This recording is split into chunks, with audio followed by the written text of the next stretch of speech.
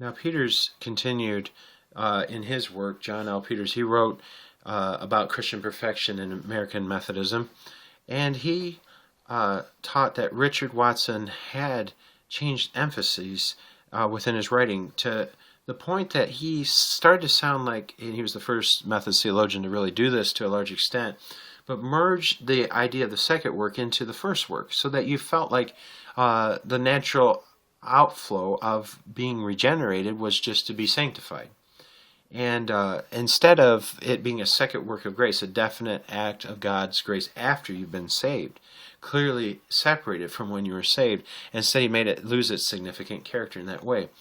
He also, Greathouse said, and so here's the scholars supporting my contentions I've made other than Metz and Childs.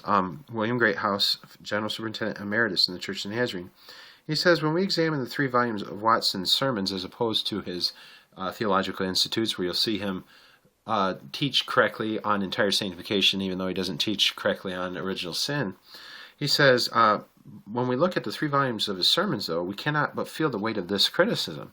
At least we sense a distinct shift of emphasis in his expositions, which do not include a single sermon on entire sanctification, which would be the crisis, or Christian perfection. Most references stress the gradual phase of the doctrine. And so you see that that was where that shift took place. A major theologian no longer emphasizing holiness the way that Wesley had taught them to do so. So we're summarizing from an overstress that happened within Watson to today and what's happened. You can see the parallels with relational theology. Watson's implicit modifications, one scholar said, which are not difficult to detect, became more evident in each passing generation. Metz summarizes this expansion over time this way, and it's a brilliant summary. Early followers of Wesley, the first generation, described original sin as Wesley had in terms of a positive corruption, a constituent aspect of human nature as we know it. And then the middle theologians in Methodism, later Methodists, tended to regard deprivation as a result of a deprivation of the Holy Spirit. Now that's true.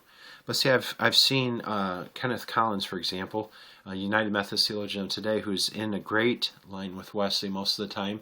But in his footnotes, in his most recent work called The Theology of John Wesley, at least one of his major theologies of John Wesley's, his interpretation, he taught that you can stress deprivation as the cause of deprivation, so much so that you might as well just consume the whole idea of depravity within deprivation. And there we go again, that same mess going on. And so finally, the final transition is just to throw out deprivation as a whole. Some modern interpreters of Wesley refer to original sin as just a perverted relationship. We see that with Dennis Kinlaw. For example, today we see that with H. Ray Dunning, with Wynkoop, people within the Relationist or NeoWesleyan camp. Now, Jabez Bunning, he was just a popular theologian who popularized Watson's theology 6 years after Watson published his work, and his stress too was clearly on the gradual, though he still taught crisis. And then the second shift took place, which is these are smaller shifts within Methodism, building on the errors that were already present within Richard Watson's work. Thomas N. Ralston, a pretty strong theologian, but you look at his work, and when you get to entire sanctification, it's a different story. He said it matters but little whether this eminent state of holiness be gained by a bold, energetic, and determined exercise of faith and prayer, that would be a crisis, in other words, or by a more gradual process, whether it be instantaneous or gradual, or both one and the other. In other words, he makes it sound like it's optional. Okay, and that's just not the truth. Listen to Richard Taylor correct that in the Theology book where he's quoting this. He says, it really matters a lot whether one walks now in the light and presses his way into a victorious experience or limps along for years is not a matter of indifference. To treat it as such is to encourage believers to follow their sinful nature, is what he's going to say, to follow the path of least resistance and select by default the, quote, more gradual process.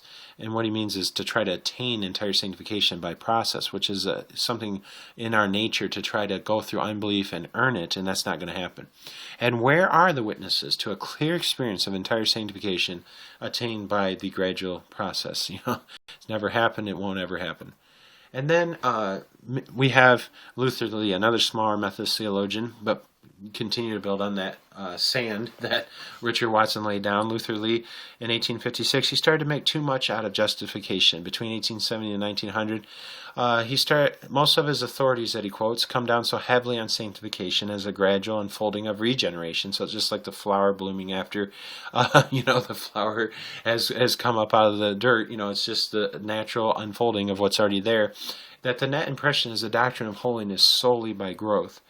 He also continues to emphasize that a believer can resist the impulses of sinful nature only bit by bit, instead of coming to a point of total surrender to God and believing that He can only cleanse you. As 1 Thessalonians 5:23 says, God Himself sanctify you. You can't do it for yourself. Until the nature is wholly subdued just by a succession of victories. Now, you wouldn't think that phrase would be around back then, but it already was. It wasn't Wine Cooper Dunning that coined these kind of ideas of a series of crises. That's just a tricky way of saying it's all a process. That's why it was shocking to me in modern theology when somebody in high position stated in an email to other students and me that it doesn't matter how you get the life change so that you're in the holiness life, it just matters that you get it. Now that's baloney, because you can take that so far as to say, do you need Jesus? Is it the high way of holiness? The way of holiness, as Isaiah 35 talks about, meaning Jesus is the only way to God the Father, or is there many ways? You can go so far with a statement like that. And so what they're really saying is it just is the process that matters. And that's not what Hebrews chapter 12, verse 10 is saying. Hebrews 12:10 says, without the sanctification, the same one talked about in Hebrews 6:1, go on to perfection, and it's an instantaneous change we're talking about that needs to take place in your life. It's the crisis. Without the sanctification, no man will see the Lord. When you get to that age of accountability, it is holiness or hell. Just like any other sin, it would separate you from God. You need to go into the light once it's revealed to you.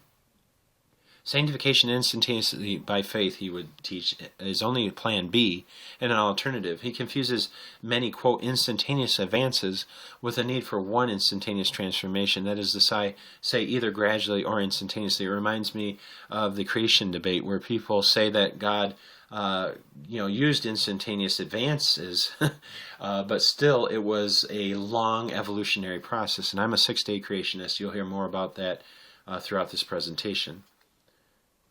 But then there's Minor Raymond, who finally just took these changes to their ultimate consequence, which was that you could just attain holiness by your own effort. And so he would call it holiness by discipline. He suggests that holiness becomes a person's quote-unquote habit of mind.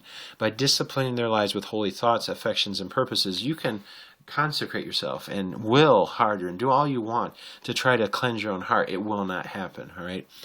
Then we have a major change within theology, and the second major theologian is brought up at this point. And so this is John Miley. He lived 1879, his influence was 1879 to 1894, when he published his Systematic Theology, 2 volumes. Now, he had a difficulty, as did all relationists after him, in finding any very significant difference between the two works of grace. If it's just this natural outflow of what already happens to you when you're saved, then it's going to be very difficult. And if you weaken original sin, especially for the Christian after he's been saved, so that there's no real issue there, it becomes hard to explain what the need for entire sanctification is. Miley, one theologian said, gropes for some clear concept of the depravity remaining in the believer, but he never finds it.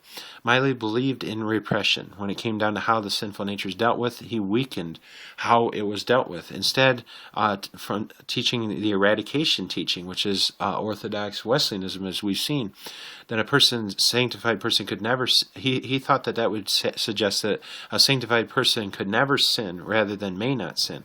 And I answer all those objections later in this teaching. Now, in this, he falls short of a full Wesleyan position.